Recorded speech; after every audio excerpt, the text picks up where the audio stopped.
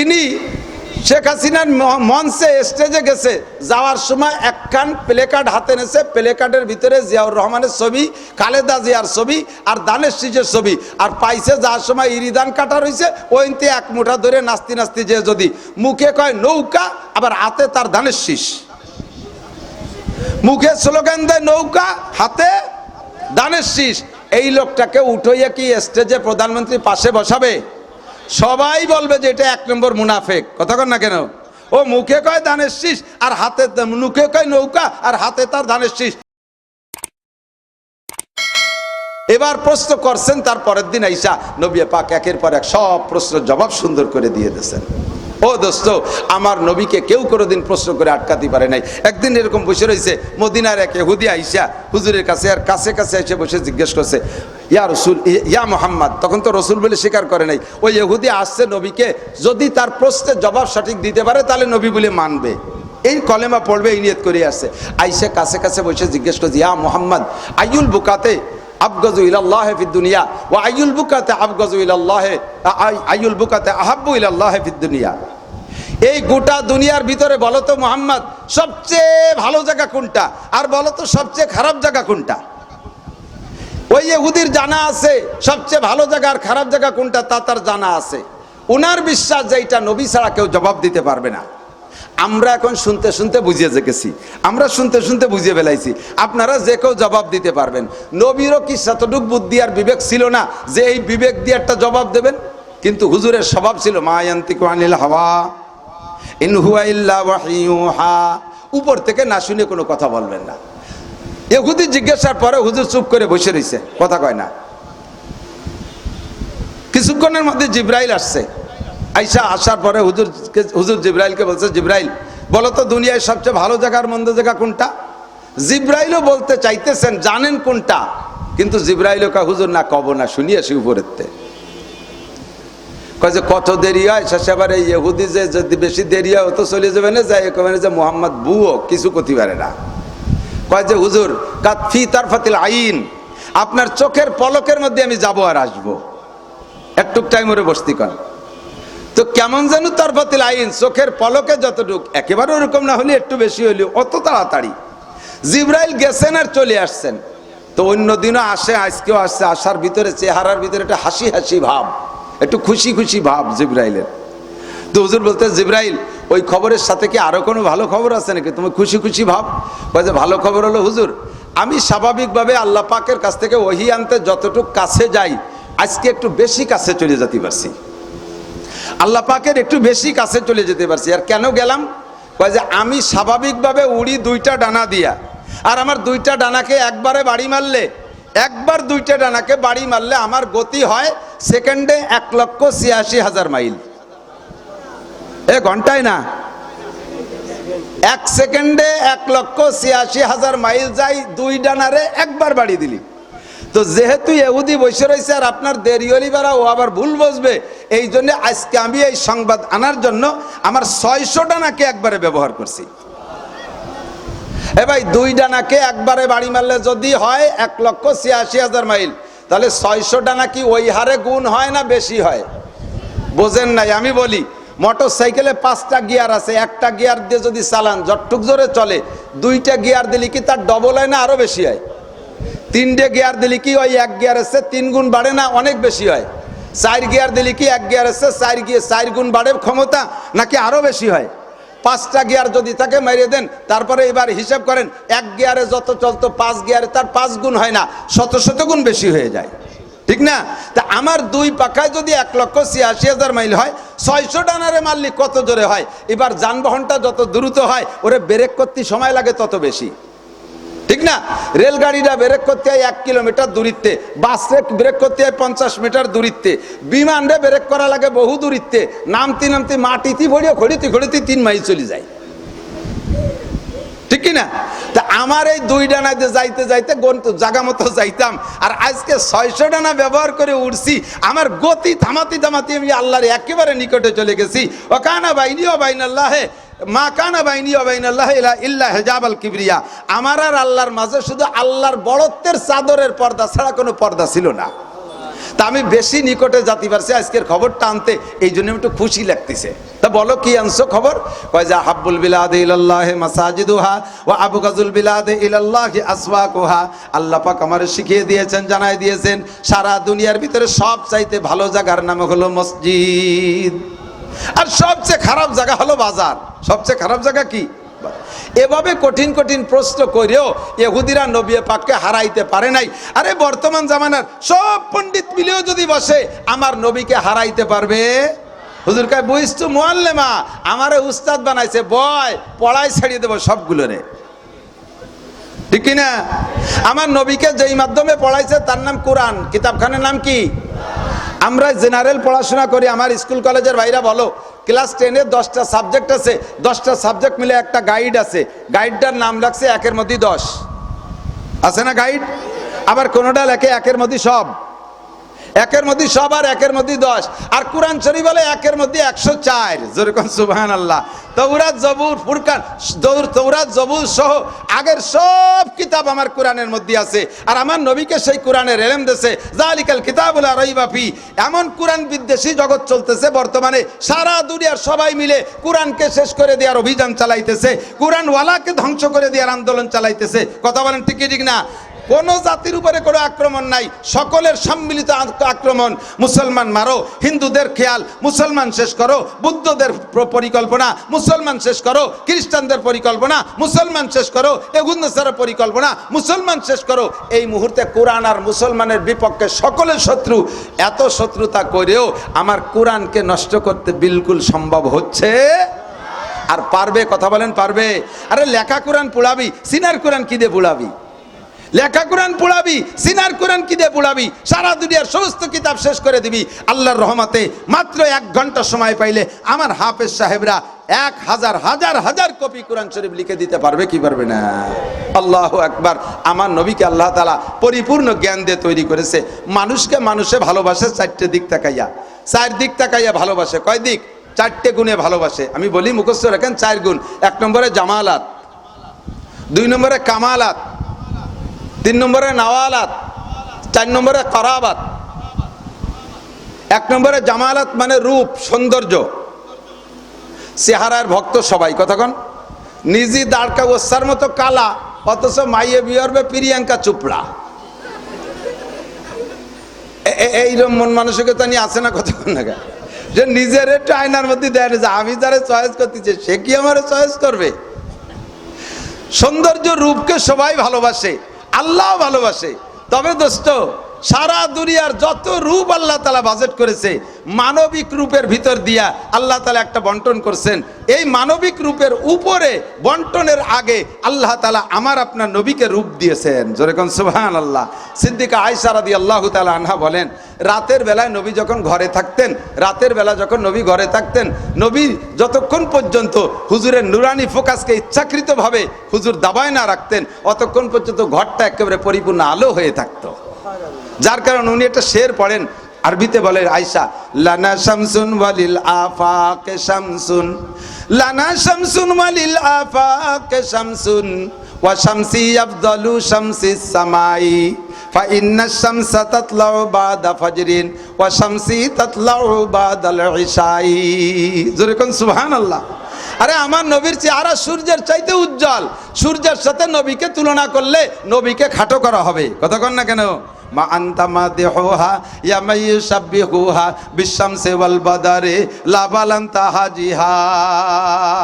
আল্লাহু আকবার। আমার নবীকে যদি সূর্যের সাথে তুলনা করো, চন্দ্রের সাথে তুলনা করো, তাহলে আমার নবীকে খাটো করা হবে। চন্দ্র আর সূর্যের চাইতে রূপের দিক থেকে নবী অনেক উপরে। কথা বলেন ঠিক কি ঠিক না? তাহলে রূপ দেখে যদি ভালোবাসতে হয়, তাহলে আমার নবীকে ভালোবাসতে হবে। এবার নবীর রূপের পরে যাইয়া মানবিক রূপকে আল্লাহ তাআলা ভাগ করছে। গোটা মানব জাতির জন্য যে রূপ আল্লাহ বরাদ্দ করছে, তার অর্ধেক একা ইউসুফ আলাইহিস সালাম রে দিয়েছে। আরে খেয়াল করে নাই?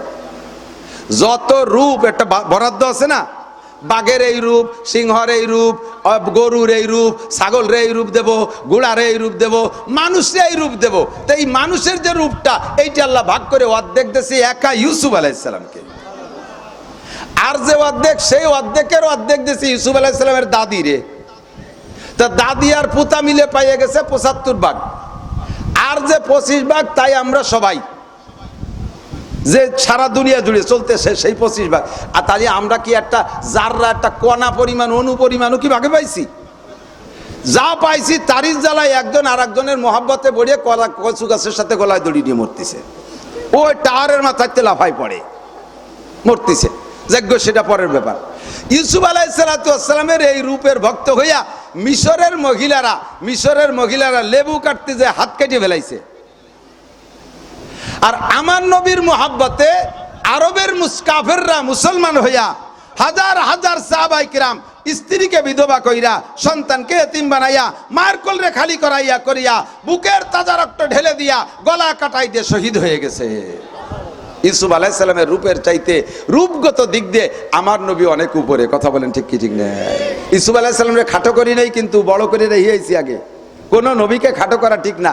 আমরা যেভাবে বলতে যাই আমার নবীকে একটু ভালো বেশি বাসতে যাইয়া অন্য নবীকে একটু বলতে যাই একটু খাটো করে বেলাই দেই। এ কথা হুজুর বলে, এই তোমরা কেউ আমার চাইতে অন্য নবীরে খাটো কবা না। ইউসুফ আলাইহিস সালাম, মুসা আলাইহিস সালাম, ঈসা নবীরে আমার চাইতে ছোট বলবা না, ওনারা অনেক দামি। নবী তাদেরকে দাম দিয়েছেন, কিন্তু আমার অন্তরে থাকতে হবে আমার নবী সবচাইতে দামি। কথা বলেন ঠিক না? আমার নবী সর্বশ্রেষ্ঠ, এই মহব্বত আমার অন্তরে থাকতে হবে। জামালাত। এক সাহাবা বলতেছেন পূর্ণিমার চাঁদ, পরিষ্কার আকাশ, নবী পাক বসা ঘরের ভিতরে, আমি দেখতেছি নবীর চেহারা। তো আমি একবার দরজার কাছে যা নবীর চেহারা দেখে আসি, আর একবার বাইরে এসে চাঁদের দিক তাকাই। তা আমি মিলাতে পারতেছি না যে কোন চেহারাটা ভালো। পরে আমার কাছে 100% শিওর হয়ে গেছে আমার নবীর চেহারা চাঁদের চাইতেও অনেক সুন্দর। আল্লাহু আকবার। সিদ্দিকা আয়েশা বলেন, সবার সূর্য ফজরের পরে ওঠে আর আমার সূর্যটা ঈশার পরে ওঠে। নবী ঈশার নামাজ পড়ে ঘরে যাইতেন, মনে হয় যেন ঘরের মধ্যে সূর্য উঠছে। তাহলে যদি রূপের দিক তাকাইয়া ভালোবাসি, আমার নবী সবচাইতে বেশি ভালোবাসা পাবে কি পাবে না? জামালাত, কামালাত, যোগ্যতা, আমার নবীর চাইতে যোগ্য মানুষ জগতে আর আসে নাই। কথা কন না কেন? আর আসবে? কথা বলেন।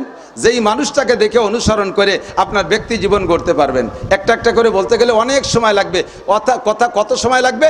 30 পারা কোরআন শরীফকে বড় বড় যোগ্য মুফাসসিরিন দ্বারা তাফসীর করাইতে গেলে শত বছর লেগে যাবে, তারপরও কামা হক্কু হবে না।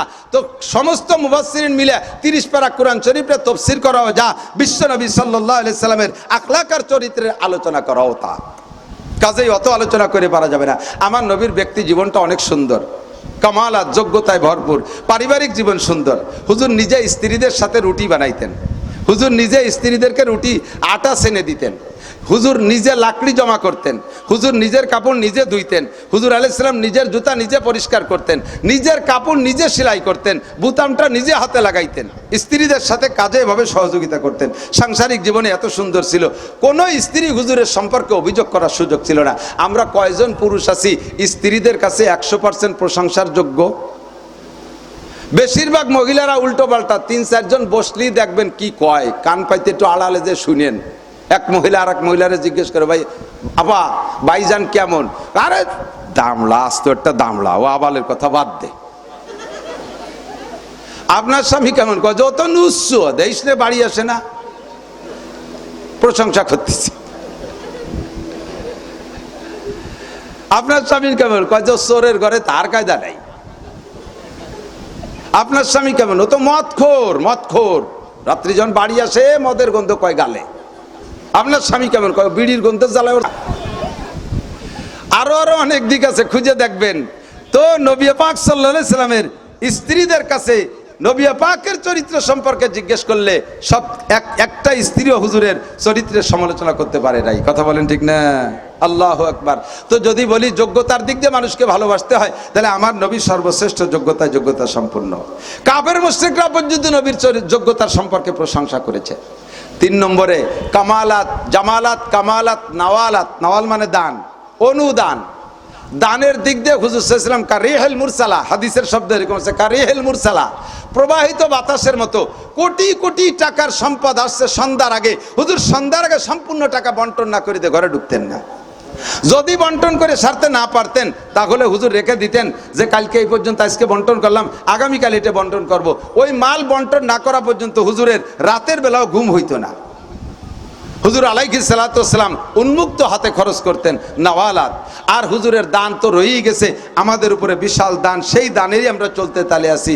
আল্লাহু আকবার। 4 নম্বরে কারাবাত, নিকটতম।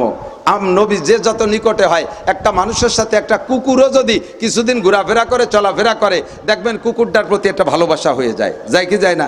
আপনি একটা খাসি পালছেন, একটা খাসি কুরবানির 6 মাস আগেতে পালতেছেন, আপনি বাড়ি আসার সাথে সাথে ডাঙ্গার থেকে আসলে, মাঠের থেকে আসলে খাসিটা আইসা দেখবেন আপনার খালি গায়ে এই ঘামিয়ে গেছেন, লবণ লবণ ও জিব্বেদের চাটিয়ে দেয়, চাটতে চাটতে আপনার মুখও চাটিয়ে চুটিয়ে একেবারে টান টান করে বেলায় দেয়। আপনি যখন খাইতে বসেন, কাছে যেয়ে বসে, আপনি যে জায়গা বসেন পাশে যেয়ে বসে, লেজ দিয়ে আপনারা ছোট ছোট করে সুরসুরি দেয়, মাথায় দিয়ে একটু গুঁতো দেয়, তার সাথে একটা আলাদা পীড়িত হয়ে গেছে। এই ছাগলটারে কুরবানি দিতে গেলে আপনারও চোখ দিয়ে পানি চলে আসে। মানুষের সাথে মানুষের উঠা বসার কারণে ভালোবাসা হয়, পশু প্রাণীর সাথেও ভালোবাসা হয়, এরকম বলে কারাবাত, নৈকট্যতা। আমার নবীর সাথে আমরা কত নিকটে, আল্লাহ পাক বলেন নিজেই, আন নবিয়্যু আওলা বিল মুমিনিনা মিন আনফুসিহিম। প্রত্যেক নবী, বিশেষ করে তোমাদের নবী মুহাম্মদুর রাসূলুল্লাহ সাল্লাল্লাহু আলাইহি সাল্লাম তোমার জন্য এত নিকটে যে তুমি তোমার নিজের যতটুকু ভালো না বাসো, তোমার নবী তোমাকে তার চাইতে বেশি ভালোবাসে। কন্যা সুবহানাল্লাহ।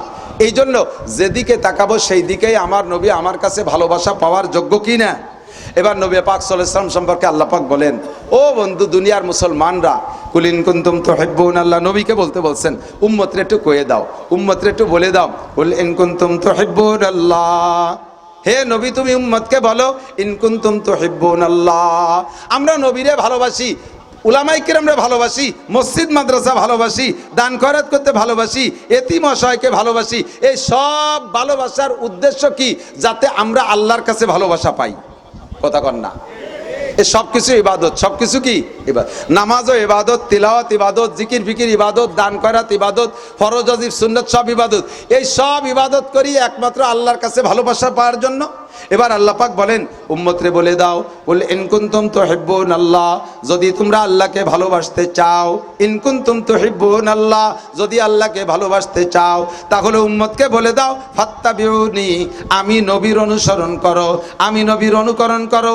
আমার অনুকরণ করলে আল্লাহ পাক খুশি হয়ে যায়। ইউহিব্বুকুমুল্লাহ, তুমি আল্লাহকে ভালোবাসতে চাও, আল্লাহ তো তোমারে ভালোবাসতে চায় না, তোমার স্বভাব আখলাক চরিত্রতে আল্লাহ তোমারে ভালোবাসতে চায় না। এবার যদি তুমি আল্লাহকে ভালোবাসতে চাও, তাহলে নবীর অনুকরণ করো, তাহলে ইউহিব্বুকুমুল্লাহ, আল্লাহ তোমারে ভালোবাসবে, আল্লাহ তোমাকে ভালো। আর আল্লাহ কেউরে ভালোবাসলে প্রথম পুরস্কার কি?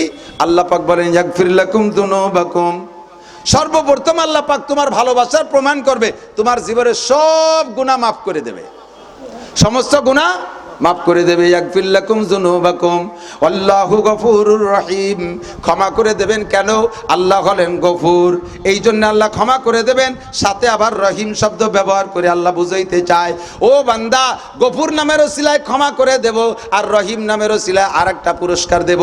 সেই পুরস্কারটা হলো ইউদাফ লাহুল আযাবু ইয়াউমাল কিয়ামাতি ওয়া ইয়াখলুদ ফীহি মুহানা ইল্লা মান তাবা ওয়া আমানা ওয়া আমিলা আমালান সালিহা ওয়া উলাইকা ইউবাদদিলুল্লাহু সাইয়্যাতিহিম হাসানাত।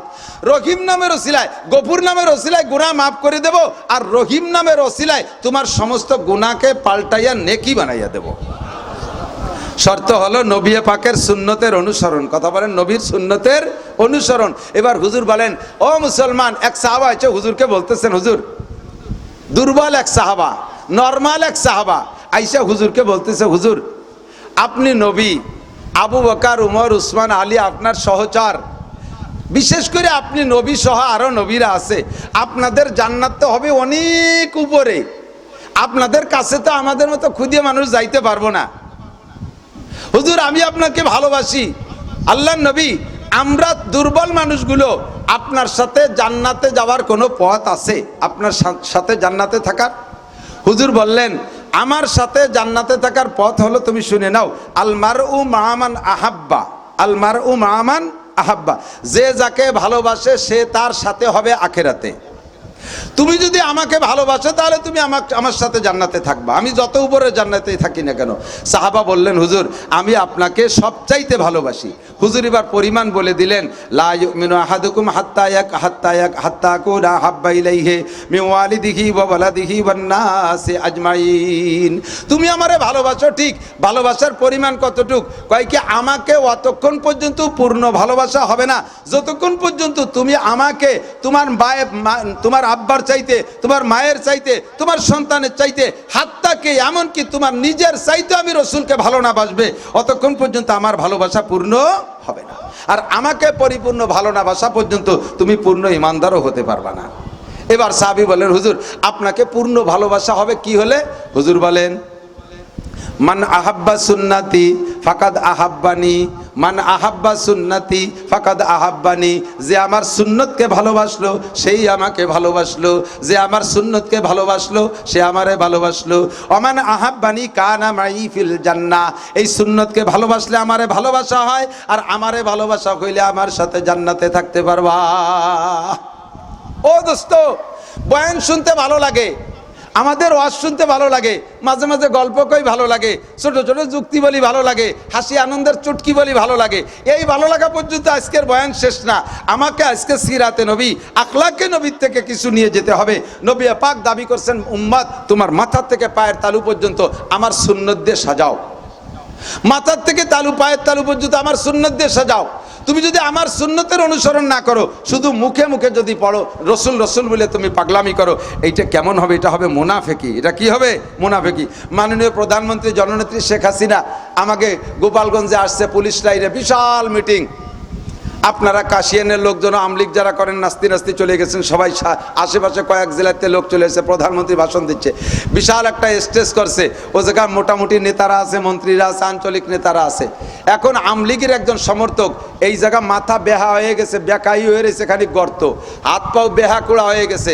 স্বাধীনতা যুদ্ধের সময় উনি গুলি খাইয়া এরকম পঙ্গুপাঙ্গা হয়ে গেছে। এই লোকটা কি পরিমাণ আমলিক করে, শেখ হাসিনার চাইতেও বেশি আমলিক করে। ইনি শেখ হাসিনার মঞ্চে স্টেজে গেছে, যাওয়ার সময় একখান প্লেকার্ড হাতে নেছে, প্লেকার্ডের ভিতরে জিয়াউর রহমানের ছবি, খালেদা জিয়ার ছবি আর দানের শীষের ছবি, আর পাইছে যাওয়ার সময় ইরিদান কাটা রয়েছে, ওইতে এক মুঠা ধরে নাস্তি নাস্তি যে যদি মুখে কয় নৌকা, আবার হাতে তার দানের শীষ, মুখে স্লোগান দেয় নৌকা, হাতে দানের শীষ। এই লোকটাকে উঠাইয়া কি স্টেজে প্রধানমন্ত্রী পাশে বসাবে? সবাই বলবে যে এটা এক নম্বর মুনাফেক। কথা কন না কেন? ও মুখে কয় দানের শীষ আর হাতে, মুখে কয় নৌকা আর হাতে তার ধানের শীষ, সেম কোয়ালিটি। আপনার টুপিটা সুন্নতি না, আপনার দাড়ি সুন্নতি না, আপনার মোজ সুন্নতি না, আপনার পোশাক সুন্নতি না, আপনার প্যান্ট পাজামা সুন্নতি না, আপনার ঘরে দস্তারখান নাই, আপনার ব্যবহারে পেশাব পায়খানা ঢিলা কুলুক নাই, আপনার পকেটে একটা মেসওয়াক নাই, নবীর সুন্নত আপনার কোনো জায়গা নাই। আর আপনি ফকত লা ইলাহা ইল্লাল্লাহ মুহাম্মাদুর রাসূলুল্লাহ, আপনি আশিক রাসূল বলে দাবি করেন, এটাও সেই রকম একটা মুনাফিকি ছাড়া আর কিছুই না। কতক্ষণ? কাজেই আমাকে আপনাকে সুন্নতের অনুসরণ করতে হবে, নবী পাকের আদর্শ থেকে আদর্শ শিখতে হবে। নবী পাকের সব কিছু একটা একটা করে বলতে গেলে অনেক সময় লেগে যায়। আমি 8টা পর্যন্ত সময় নিয়েছি, 8:45 বাজে গেছে। তো দোস্ত, আল্লাহর রহমতে আমি বলি, এদিক তাকান, আপনাদের আমাদের কাশিয়ানির ভিতরে তো শিক্ষা প্রতিষ্ঠান অনেকগুলো আছে, কোনো শিক্ষা প্রতিষ্ঠানের সমালোচনা করতেছি না, আমি আমারটার প্রশংসা করতেছি। কলেজেও ছাত্র আছে, হাই স্কুলের ছাত্র আছে, কেজি কিন্ডারগার্টেনেরও ছাত্ররা পড়াশোনা করতেছে, আমাদেরই ছেলেপেলে তারা অনেকে ভালো আছে। আমি জানি আমাদের এই কাশিয়ান কলেজের অনেক ছেলেরা আল্লাহর রহমতে নামাজি দিনদার, তবলিগে যায়, সরমুনায় পীর সাহেবের কাছে সম্পর্ক রাখে, ভালো আছে অনেক, তাই বলে সব না। কিন্তু আল্লাহর রহমতে দেখেন আমাদের এই সমস্ত মাদ্রাসার পোলাপানগুলো, সীমা হুমফি উজুহিহিম মিন আসারিস সুজুদ, এদের ভিতরে নবীওয়ালা নমুনা খুঁজলে পাওয়া যাবে কি যাবে না? তাদের ভিতরে চেহারার ভিতরে সেজদার নূর খুঁজলে পাওয়া যাবে কি যাবে না? ছোট্ট ছোট্ট পোলাপান কি সুন্দর পোশাক পরছে, ছোট্ট ছোট্ট পোলাপান পাগড়ি পরছে। কালকের আগের দিন মনে হয় এ মামুন ফেসবুকে দেশে এই মাদ্রাসার অভিভাবক সম্মেলন ছিল মনে হয় কালকে, তার ভিতরে দেশের ছবির ভিতরে ছেলেগুলোরে দেখলে মনে হয় যেন সব ফেরেস্তা কাতার ধরে বসে রয়েছে, ফেরেস্তা যেন কাতার ধরে বসে রয়েছে, মাথায় সুন্দর পাগড়ি, গায়ে তাদের সাদা জামা, জীবনেও তারা অকথ্য ভাষায় গালাগালি করে না। রাস্তাঘাটে আপনাদের আমাদেরকে দেখলে বিনয়ের সাথে একটা সালাম দেয়। মাদ্রাসার ছাত্ররা মদ গাঁজা ইয়াবা ফেন্সিডিল খায় না, হিরোইন খায় না, এর ডিলারি করে না, কেনা বেচা করে না, পরের মেয়ের গায়ে অ্যাসিড মারে না, পরের ঘরের সিং কেটে চুরি করে না, রাস্তাঘাটে রশি টানে মোটরসাইকেল কাটিয়ে নেয় না, বড় পার্টি যাইয়া রাস্তাঘাটে গাছ কাটিয়ে ভেলাই দিয়ে প্রাইভেট কার বাস টাস ডাকাতি করে না। যত সভ্যতা ভদ্রতা আল্লাহর রহমতে মাদ্রাসার ছাত্রদের মধ্যে পাওয়া যাবে কি যাবে না? একটু স্বীকার করেন, যায় কি যায় না? আপনাদের দেখলে এরা সালাম দেয়, কতক্ষণ দেয়? সালাম দেয়, মিষ্টি ভাষায় কথা বলে। অকথ্য ভাষায় গালি শুনছেন কখনো? মাদ্রাসার ভিতরে পোলাপান গালাগালি কাজাকাজিও করে না। যখন খানা খাইতে বসে দস্তারখান বিছাই খানা খায়। বাথরুমে যাবেন ঢিলা কুলুক পাবেন, পকেট খুঁজবেন মেসক পাবেন। শেষ রাত্রে যাবেন দেখবেন যে প্রত্যেকটা মাদ্রাসা সজাগ হয়ে গেছে, রাত 3টের পর আর ওরা বিছানায় থাকে না। অজু গোসল করিয়া ছোট ছোট পুলা আপনার বাড়ি থাকতে যেই ছেলেটা ফজরের সময় ঘুম থেকে উঠতে পারতো না, বেলা 8টার আগে ঘুম থেকে উঠতো না, আপনিও তারে উঠতে দিতেন না লেপের নিচ থেকে, তার ঘুমের ক্ষতি হলে তার মাথায় খারাপ হবে এরকম বলে সন্দেহ করতেন। সেই ছেলেটা মাদ্রাসা আইসে তারে ডাকা লাগে না, বলা লাগে না, রাত 3টের সময় উঠা অজু গোসল যা দরকার সাইরা এরপরে তাহাজ্জুদ 2-4 রাকাত পড়ে আমার আপনার জন্য দোয়া করে, দেশের জন্য দোয়া করে, জাতির জন্য দোয়া করে, সরকারের জন্য দোয়া করে, গোটা দেশের জন্য দোয়া করে, মুসলিম উম্মার জন্য দোয়া করে। এরাই হলো একমাত্র আমাদের জন্য দোয়ার মাধ্যম। এদের ওসিলায় আল্লাহ তাআলা আমাদেরকে খাওয়াচ্ছে, পড়াচ্ছে, বাঁচায় রাখতেছে। হাদিসে আছে লা তাকুমুস সাআ হাত্তা ইউকালা ফিল আরদি আল্লাহ আল্লাহ। অতদিন পর্যন্ত দুনিয়া ধ্বংস হবে না, দুনিয়ায় কিয়ামত হবে না যতদিন পর্যন্ত জমিনের উপরে একজন মানুষ থাকবে আল্লাহ বলনেওয়ালা। আল্লাহ বলনেওয়ালা রসিলা আল্লাহ তাআলা দুনিয়া টিকেই রাখছেন। এখন আল্লাহ বলনেওয়ালা দুনিয়ায় কতদিন থাকবে? যতদিন আল্লাহ বলানেওয়ালা থাকবে। কতক্ষণ? যতদিন আল্লাহ বলানেওয়ালা থাকবে। আল্লাহ বলানেওয়ালা কে? স্কুলে আল্লাহ বলায় না, কলেজে আল্লাহ বলায় না, বিশ্ববিদ্যালয়ে আল্লাহ বলায় না, বরঞ্চ আল্লাহ ভুলায়। কতক্ষণ না কেন? বরঞ্চ সেসব প্রতিষ্ঠানে আল্লাহ ভুলায়, বিভিন্ন প্রকার যুক্তিবিদ্যা পড়াইয়া আল্লাহ নাই, সৃষ্টিকর্তা নাই বলে বোঝানোর চেষ্টা করে। এই আল্লাহ বলানোর প্রশিক্ষণ কেন্দ্র মাদ্রাসা। এখান থেকে উলামায়ে কিরাম তৈরি হয়, আমরা মাঠে ময়দানে বয়ান করি, আমরা আপনাদেরকে আল্লাহর প্রশিক্ষণ দিচ্ছি। তো উলামায়ে কিরাম আমরা বয়ান করতেছি, আল্লাহ বলার প্রশিক্ষণ দিচ্ছি, আমরা জন্ম নিচ্ছি মাদ্রাসায়, আমাদের কেন্দ্র হলো মাদ্রাসা। কাজেই এক কথায় লাস্টের রেজাল্ট বলা যাবে, যতদিন পর্যন্ত দুনিয়ায় মাদ্রাসা থাকবে অতদিন দুনিয়া থাকবে। যতদিন মাদ্রাসা থাকবে অতদিন দুনিয়া থাকবে। যে সময় মাদ্রাসা থাকবে না তো দুনিয়াও থাকবে না, কারণ আল্লাহ বলনেওয়ালা থাকবে না, আস্তে আস্তে সব শেষ হয়ে যাবে। এজন্য দুনিয়ার হায়াত যদি বাড়াইতে চাই, আমার আপনার জাগতিক সুখ শান্তি কিছুদিন করতে চাই, আল্লাহ আমাদের সবাইরে বাঁচায় রাখুক, হায়াতে তৈবা বাড়াই দিক, সবাই বলেন আমিন। তাহলে আমাদের যে কোনোভাবে একটি ধর্মীয় প্রতিষ্ঠানগুলোকে তৈরি করে রাখতে হবে।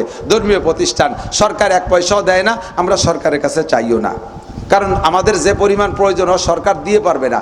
নানুপুর মাদ্রাসায় গিয়েছিলাম গত বছর মাহফিলে, নানুপুর চট্টগ্রাম নানুপুর মাদ্রাসা, আমি ওখানে পড়েছি। নানুপুর মাদ্রাসায় প্রত্যেক একদিনে 82 মণ চাউল লাগে বোর্ডিংয়ে। আমাকে কাশিয়ানি এই মাদ্রাসায় 1 মাসে 82 মণ লাগে না, 2 মাসেও লাগে না, 4 মাসেও লাগে না 82 মণ, বা 4 মাসে লাগে। আর তাকে একদিনই লাগে 82 মণ। হাটাজারি এরকম লাগে, পটিয়া এরকম লাগে, যাত্রাবাড়ি এরকম লাগে, এরকম হাজার মাদ্রাসা আছে। এত আমাদেরকে সরকার দিতে পারবে না, সরকারের কাছে আমরা চাইও না, কারণ সরকারের কাছে যদি খাই, যার খাতি হবে তার গাতি হবে, যার খাতি হবে তার গাতি হবে। কাজেই করোনার সময় আসলে সরকার বন্ধ হয়ে দেবে, আমাকে বন্ধ হয়ে বসে থাকতে হবে। আমরা সরকারের খাই নেই বিদায়, সরকারের কথাও জায়গা শুনি নেই, আমরা করোনার মধ্যে মাদ্রাসা খোলা রাখছি। আল্লাহর রহমতে আমাকে একটা তালবি আলিমও মরি নেই, একটা আলেম তালবি আলিমও করোনা আক্রান্ত হয়ে মরে নাই। আমাদের তাওয়াক্কুল ছিল আল্লাহর উপরে, ভরসা ছিল কোন জায়গায়? আল্লাহর উপরে। আল্লাহ আমাদেরকে হেফাজত করছে। তো এই দেখতে দেখতে কত সুন্দর, অল্প কয়েকদিনের ভিতরে এই মামুন আর এটা আব্দুল করিম আসছে। সেদিনকে আইসে এই জায়গা সে ঘর দুয়ারও ছিল না, রাস্তার পর একটু ঘর বোনায় দেখলাম প্রথম আইসা, তাও শুরুই করছি। তো আমি সব সময় আছি সাথে, টাকা পয়সা দেই আর না দেই, এদের সাথে থাকি। তো সেই থেকে দেখতেছি মাত্র কয় বছরের ভিতরে আল্লাহ তাআলা কত বড় ভবন করে দিয়েছে, অত্যাধুনিক সুন্দর করে করছে। হেফজখানা, কেরাতখানা, জামাতখানা এর সাথে মিলে এই বিল্ডিং হবে। ওই যে আল্লাহর ঘর মসজিদ কত সুন্দর, সেদিনকেও ছিল, গত বছর দেখে গেছি টিনির ঘর। আল্লাহ বাসলে আর 1 বছরের মাথায় ওটা সুন্দর বিল্ডিং হবে। এই বিল্ডিং হয়ে যাচ্ছে, হাজার ছাত্রের সমাগম হবে এই জায়গা শুধু আপনারা যে কজন বসা আছেন এর চেয়ে বেশি হবে মাদ্রাসার ছাত্র ইনশাআল্লাহ। আপনাদের বিশ্বাস আছে? আমার বিশ্বাস হয়ে গেছে, কারণ সেদিন 5টা 4টা 5টা ছেলে দিয়ে শুরু করলো, আর আজকে সেই মাদ্রাসায় 300-400 ছাত্র হয়ে গেছে। 500-র উপরে ছাত্র হয়ে গেছে, বলেন আলহামদুলিল্লাহ। আপনাদের ছেলেদেরকে পড়ান। আমি এই জায়গা পড়ানোর ব্যাপারে একটু কইতে চাই, যেহেতু সময় কম বিধায় কথা খাটো খাটো করিয়া মাথায় মাথায় নিয়ে আসছি। ছাত্রদেরকে পড়ান, মাদ্রাসায় পড়ান, ঠকবেন না। স্কুল কলেজে পড়ানোর পরেও চাকরি হয় না। স্কুল কলেজে পড়িয়া চাকরি হবে এর কোনো গ্যারান্টি আছে? কতক্ষণ আছে? বরঞ্চ এ কথায় 100% বলা যায় যে স্কুল কলেজে যত বেশি লেখাপড়া করবেন চাকরি ধরতে তত বেশি টাকা লাগবে। MA পাস করে চাকরি করতে যে পরিমাণ টাকা লাগে, BA পাস করে চাকরি করতে অত টাকা লাগে না। BA পাস করে চাকরি ধরতে যে টাকা লাগে, IA পাস করে চাকরি ধরতে অত টাকা লাগে না, কমই লাগে। আর মোটেই লেখাপড়া না জানলে আল্লাহর রহমতে বিনি পয়সায় চাকরি পাওয়া যায়। গার্মেন্টসে ঢুকলি চাকরি দেয়। আর BCS পাস করে চাকরি ধরতে গেলে সে জায়গায় 1 কোটি টাকা লাগে ঘুষ। তাহলে ওয়া পড়িও এমনি চাকরি হয় না, ইয়া পড়িও এমনি চাকরি হয় না। আবার ওয়া পড়লে দুনিয়া একটু পাওয়া যায়, আখেরাত মোটেই পাওয়া যায় না। আর ইয়া পড়লে দুনিয়া চাকরি পাই আর না পাই, আখেরাতের মধ্যে কোনো সন্দেহ। আর আমি আরো বলি, সরকার মাঝে মাঝে পেপার পত্রিকায় সাংবাদিকরা দেয় যে বাংলাদেশে 50 লক্ষ শিক্ষিত যুবক বেকার, বাংলাদেশে 1 কোটি শিক্ষিত যুবক বেকার। আল্লাহর রহমতে কোনো পত্রিকায় আমি কোনোদিন পড়ি নাই যে বাংলাদেশে একটা মৌলবী বেকার। কোনো খাতায় লেখা নাই একটা মৌলবী বেকার। যে কোনো ছোট কাজ বড় কাজ একটা না একটা কাজে আল্লাহ তাআলা লাগাইয়া রাখছে, রুজির ব্যবস্থা করেই দিচ্ছে। ফাঁকে সবচাইতে লাভ হবে হলো আপনার জানাজার ইমামতি করতে পারবে, আপনার জন্য রব্বির হামহুমা পড়তে পারবে, আপনার কিয়ামতে লাভ হবে। দুনিয়ায় ইনশাআল্লাহ তার মধ্যে দুটো নুন্নুটি যদি ভাত পানি পান ইনশাআল্লাহ মৌলবীটার মাধ্যমেই পাইবেন। কাজেই আমি বলি এক সাইডে সব না দিলেও প্রত্যেক ফ্যামিলি থেকে একটা করে ছেলে মাদ্রাসায় পড়ান।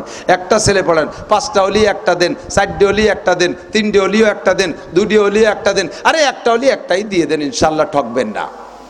তবে দেওয়ার সময় ওই বেংলো কুজো বেহা কুড়াটা দেবেন না, প্রতি ফ্যামিলি থেকে 2-4-5 জন আছে, কানা খোড়াটা দেবেন না। আল্লাহর রহমতে ভার্সিটির প্রিন্সিপাল স্যারের ছেলেও মাদ্রাসায়, টিওনা স্যারের ছেলে এই মাদ্রাসায়। এখন জেনারেল শিক্ষিতরা বুঝে ফেলাইছে আরে কাম হবে না। জেনারেল সার্টিফিকেট যত বয়স বাড়ে তত তার দাম কমে, এক সময় যাইয়া তার কোনো দাম থাকে না। সরকার কয় তোমার এই সার্টিফিকেট দিয়ে পানি খালিয়ে পেট ব্যথা সারে না, যাও তোমার 20 লাখ টাকা দিছি, গটি কম্বল গুছাই বাড়ি চলে যাও। এই সার্টিফিকেট পরে নিয়ে আপনি 5 তারপরে JSC, SSC, ISC, BSc, MSc, BCS, doctor, engineer সব সার্টিফিকেট কয়খানে গুছালিতে এতগুলো হবে, 2 কেজি হবে। এ নিয়ে বাজারে দিয়ে ওইতে 2 কেজি নুন পাবেন। এক সময় ওর কোনো দাম থাকে না। আর কোরআনের সার্টিফিকেটের বয়স যত বাড়ে তত দাম বাড়ে, যত বাড়ে তত দাম বাড়ে।